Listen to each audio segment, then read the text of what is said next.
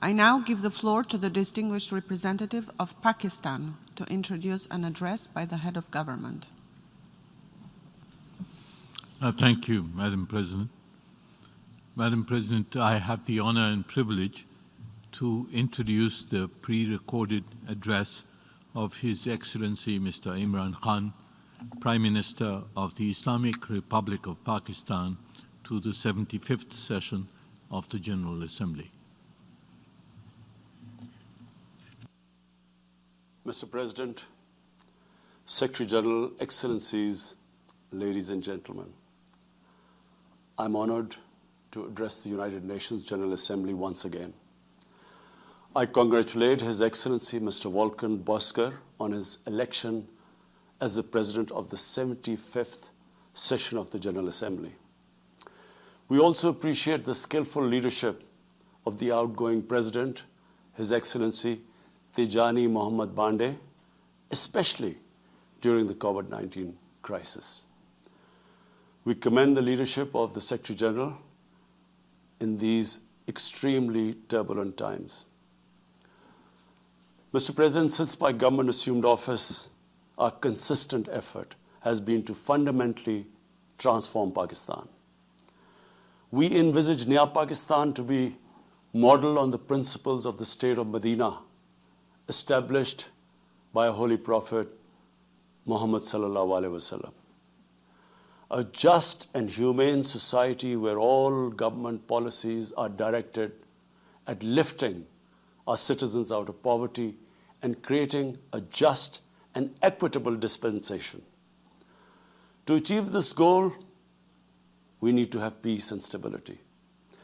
Thus, our foreign policy aims to have peace with our neighbors and settle disputes through dialogue.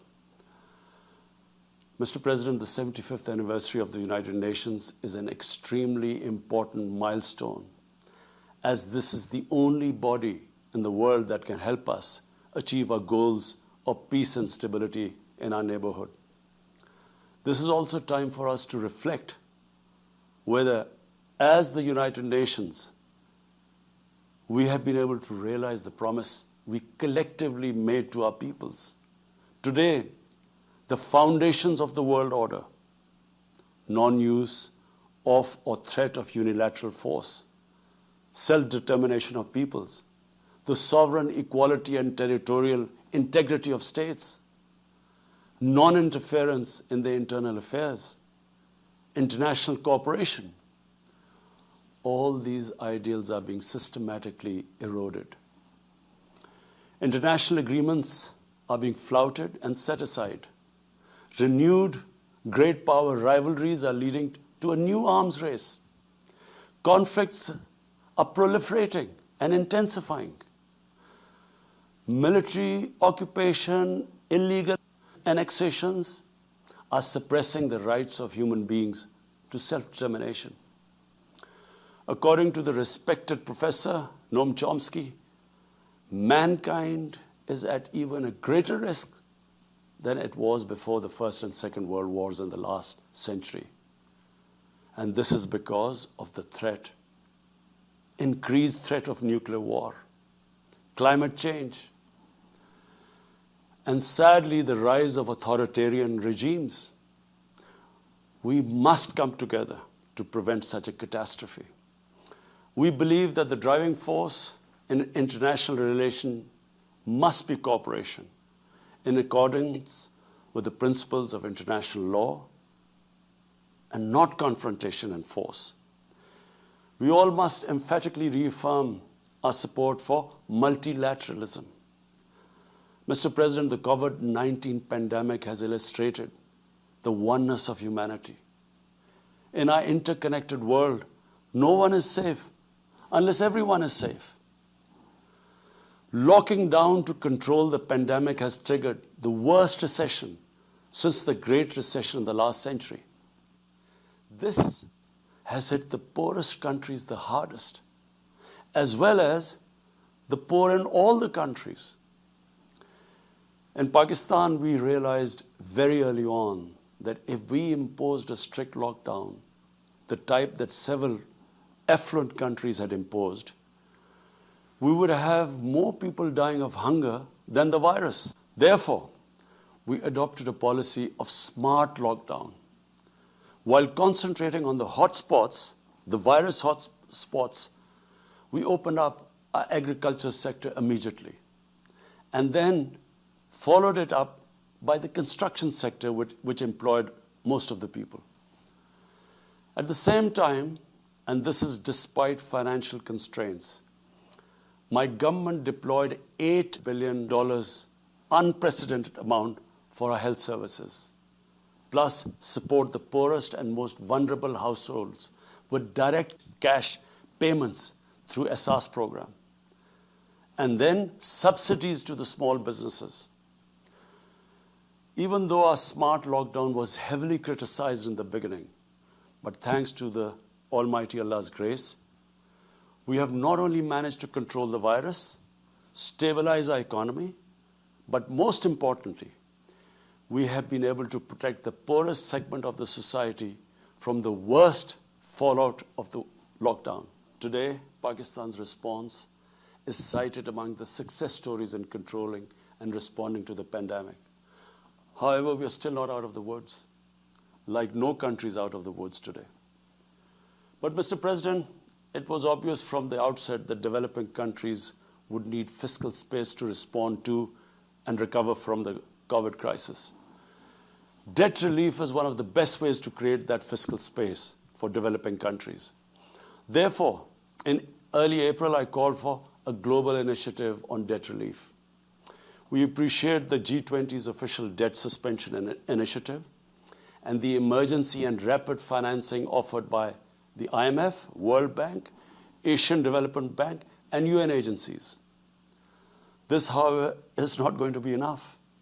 The IMF has estimated that developing countries will need over $2.5 trillion to respond and recover from the crisis.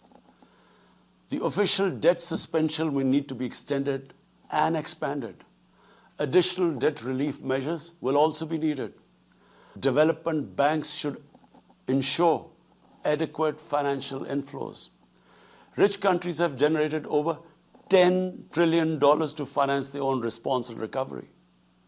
They should support the creation of at least $500 billion in new special drawing rights for the developing world. Mr. President, in my address to the General Assembly last year, I had highlighted the tremendous damage that illicit financial flows from developing countries to rich countries and to offshore tax havens cause. This leads to the impoverishment of the developing nations. Money that could be used towards human development is siphoned off by corrupt elites. The loss of foreign exchange causes currency depreciation. That in turn leads to inflation and poverty.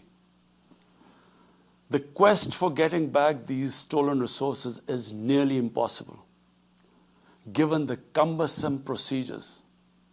Moreover, the powerful money launderers have access to the best lawyers. And sadly, because they are the beneficiaries, there is a lack of political will in the rich countries to curb this criminal activity. Mr. President, if this phenomena is unaddressed, it will continue to accentuate the inequality between the rich and the poor nations, and eventually will spark off a bigger global crisis, a far bigger global crisis than the present migration issue poses. The rich states cannot hold forth on human rights and justice when they provide sanctuary to money launderers, to their looted wealth. There are robust anti-money laundering and anti-terror financing regimes. I call upon this Assembly to take the lead in efforts to build a global framework to stem the illicit financial flows and ensure speedy repatriation of stolen wealth. It is important to realize that the aid that flows from rich countries to the developing world is minuscule compared to the massive outflows by our corrupt elites. Mr. President, this year, I must again reiterate the threat posed to mankind due to climate change. Unprecedented fires in Australia, Siberia, California, Brazil. Unprecedented floodings in various parts of the world. Record temperatures, even in the Arctic Circle. This should make all of us worried for our future generations. Commitments made through the Paris agreements must be fulfilled. In particular, the commitment to mobilize $100 billion annually as climate finance. Pakistan's contribution to carbon emissions is minimal, but it is one of those countries most affected by climate change. Yet, we have decided to take the lead as we consider addressing climate change a universal responsibility. We have launched an extremely ambitious program to plant 10 billion trees in the next 3 years as a contribution to mitigating the effects of climate change. Mr. President, the pandemic was an opportunity to bring humanity together. Unfortunately, it has instead fanned nationalism, increased global tensions, and given rise to racial and religious hatred and violence against vulnerable minorities in several places. These trends have also accentuated Islamophobia. Muslims continue to be targeted with impunity in many countries. Our shrines are being destroyed. Our Prophet Muhammad sallallahu alaihi wasallam insulted. The Holy Quran burnt. And all this in the name of freedom of speech. Incidents in Europe, including republication of blasphemous sketches by Charlie Hebdo, are recent examples.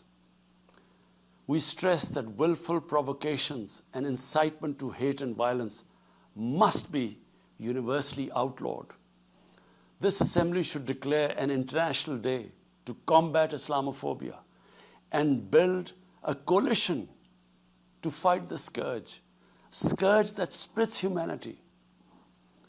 Mr. President, the one country in the world today where I'm sad to say the state sponsors Islamophobia, and that is India.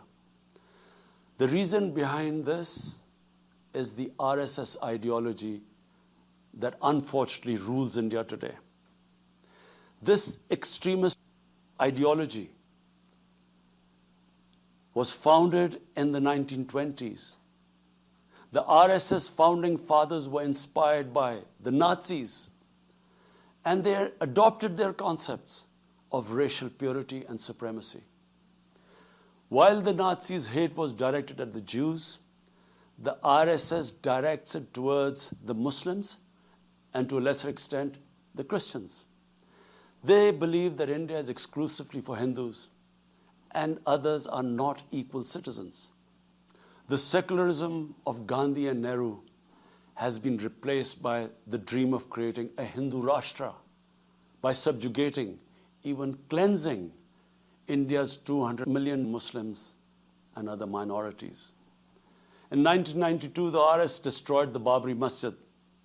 In 2002, some 2,000 Muslims were slaughtered in Gujarat, and this was under the watch of Chief Minister Modi. In 2007, over 50 Muslims were burnt alive by RSS arsonists aboard the Samjhota Express train. In Assam, around 2 million Muslims face the prospects of being arbitrarily stripped of their nationality through the adoption of discriminatory laws. There are reports of large concentration camps being filled by Muslim Indian citizens. Muslims were falsely blamed, vilified, and victimized for spreading the coronavirus. They were denied medical attention on many occasions. Their businesses were boycotted. Cow vigilantes attack and kill Muslims with impunity. Last February, Muslims faced targeted killings with police complicity in New Delhi.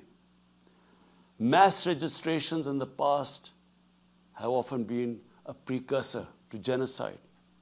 For example, the Nuremberg laws in Germany in 1935, and then in 1982 in Myanmar.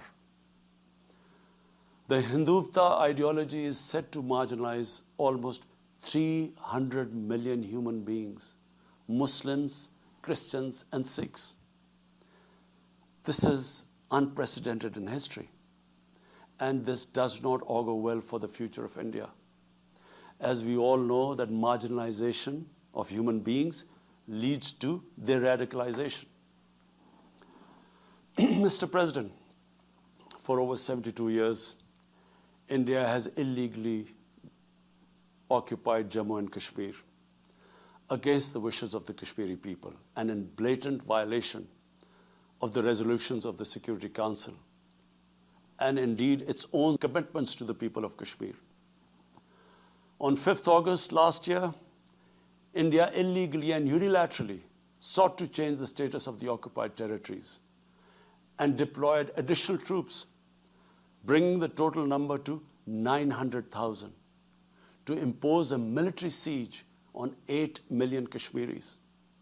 All Kashmiri political leaders were incarcerated.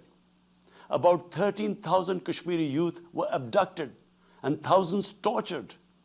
A complete curfew was imposed, accompanied by a total communications blackout.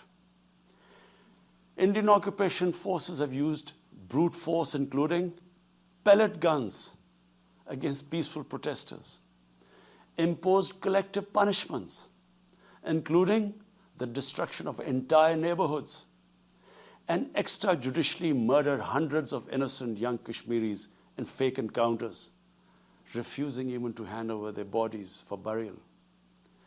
The Kashmiri media and those daring to raise their voice are being systematically harassed and intimidated through the use of draconian laws.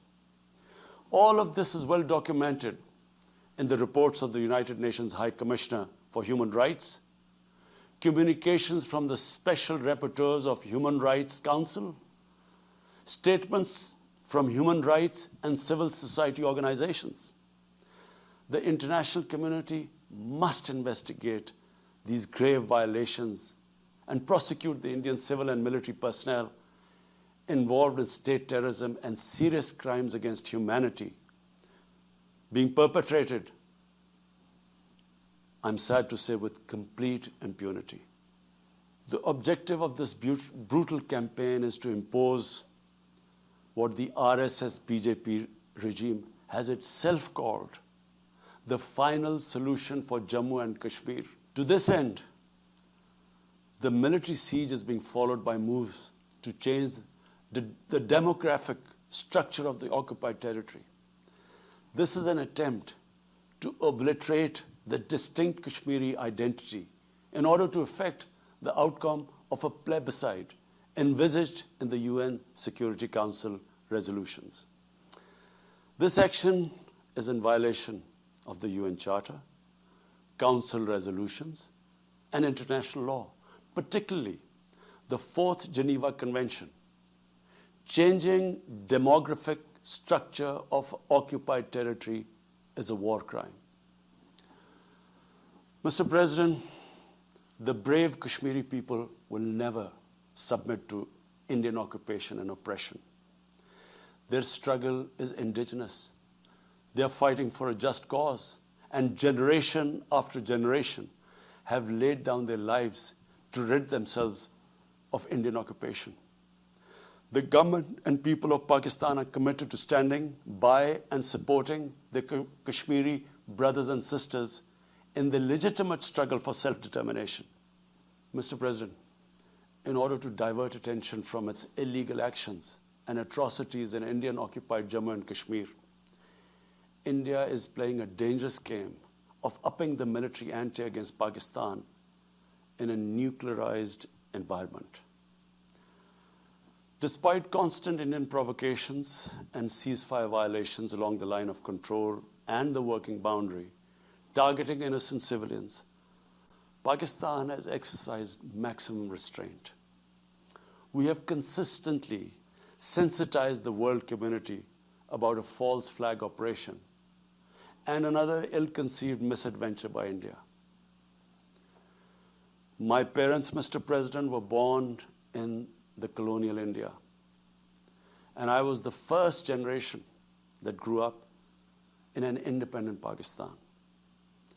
I want to make it clear that any attempt by the fascist, totalitarian, RSS-led Indian government to aggress against Pakistan will be met by a nation that will fight for its freedom to the end. Mr. President, there will be no durable peace and stability in South Asia until the Jammu and Kashmir dispute is resolved on the basis of international legitimacy. Kashmir has been rightly described as a nuclear flashpoint.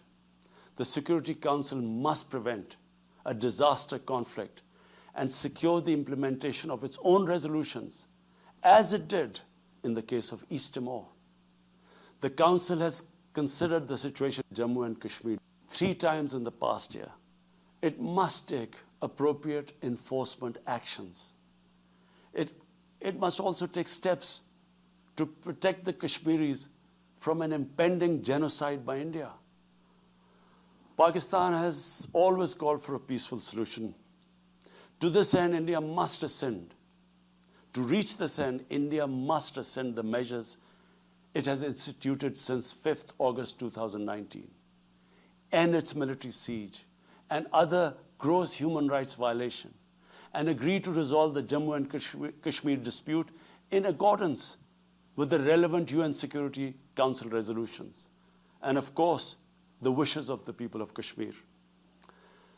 Mr. President, Pakistan's desire for peace in our region is also manifest in our efforts to promote a political solution in Afghanistan. I have consistently maintained over the past 2 decades that there is no military solution to the conflict in Afghanistan. The only way forward was and is a political settlement, which involves the full spectrum of Afghanistan's political actors. Pakistan fully facilitated the process that culminated in the US-Taliban peace agreement on 29 February 2020. Pakistan is deeply gratified that it has fulfilled its part of the responsibility. The Afghan leaders must now seize this historic opportunity to achieve reconciliation and restore peace in the war-torn country. Through the intra-Afghan negotiations that commenced on 12th of September, they must work out an inclusive, broad-based, and comprehensive political settlement. The process must be Afghan-led and Afghan-owned, and without any interference or outside influence. Early return of Afghan refugees must be part of this political solution. After almost 2 decades of war, it is imperative not to allow spoilers within and outside Afghanistan to subvert the peace process. Peace and stability in Afghanistan will open new opportunities for development and regional connectivity. Mr. President, Palestine remains a festering wound. A just and lasting settlement is indispensable for the Middle East and actually the world. Illegal annexations of Palestinian territory, the building of illegal settlements, and the imposition of inhuman living conditions on the Palestinian people, especially in Gaza, cannot bring peace to a troubled region. Pakistan continues to support a 2-state solution in line with the UN General Assembly and Security Council resolutions within the international agreed parameters, and they are pre-1967 borders, and Al-Quds, Al-Sharif as the capital of a united, contiguous and independent Palestinian state. Mr. President, the United Nations remains the best legitimate avenue for collective action in managing international conflicts, fostering peace and security, promoting equitable development, and addressing global problems. I urge the Secretary General to take the lead in preventing global conflicts. He should convene summit-level meetings to address regional hotspots and resolve outstanding disputes. The United Nations should be made fully responsive to the challenges of our times. A comprehensive reform of the United Nations, including the Security Council, is essential to promote greater democracy, accountability, transparency, and efficiency. Pakistan will continue to participate actively in this process and endeavor with other member states to build a world where conflict is outlawed and equitable prosperity for all pursued in conditions of peace and security. I thank you.